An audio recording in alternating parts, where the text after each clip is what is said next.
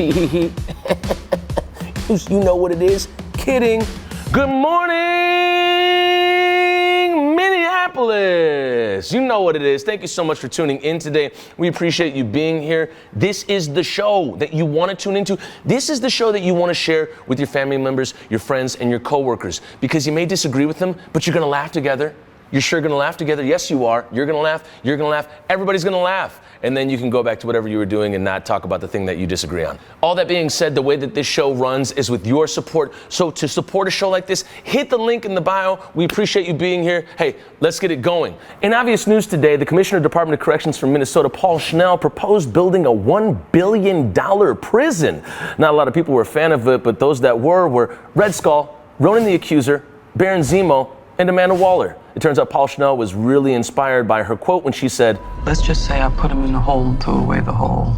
Paul's proposal of a $1 billion prison really reeks of, if you think it's bad now for these inmates in a $500 million prison, wait till you see what it's like for them in a $1 billion prison. Maybe with that $1 billion prison, Paul can finally get the Thunderdome that he's been hoping to build his whole career. Winter is coming, and not all Minnesotans will experience it the same, as some who have roofs over their heads and some who do not. How has the largest city in Minnesota fared with houselessness over the past years under the leadership of the boy Mayor Fry? Let's take a look at his website before he takes it down like he did his stance on no-knock warrants. Jacob says he's worked closely with the Native community to establish culturally sensitive outreach programming, developed a new shelter model promoting safety and community need. In contrast to candidates who promote leaving encampments unmanaged, Mayor Fry is committed to ensuring public health and safety within and around homeless encampments.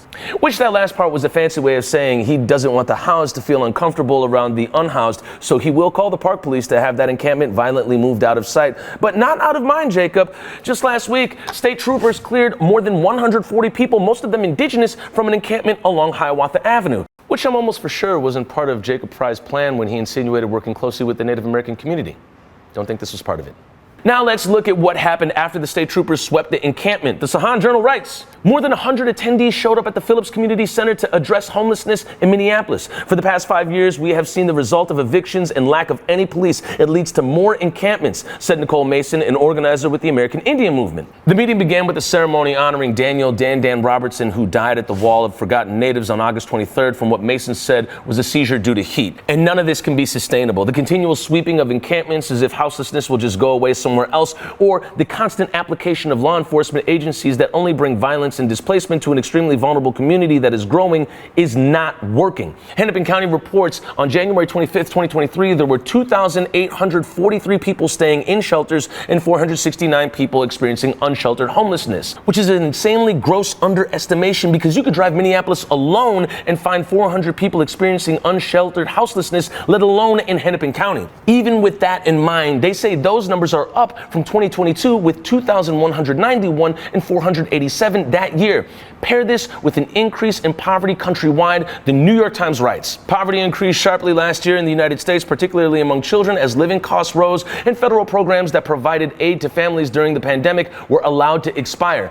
So here we are, 6 years after Jacob Fry promised to end homelessness in 5 years. So today marks the 1-year anniversary of his failure to make good on that singular campaign promise. We're about to enter an unknowable harshness of winter, one that has the propensity to be the final winter for some people, as they will not survive it in a city that was promised by the mayor to have shelter for all. The question now is, as you're watching this, as you may not even be in Minneapolis or Minnesota, what do you plan on doing for the unsheltered community, since it has proven elected leadership is incapable of doing so?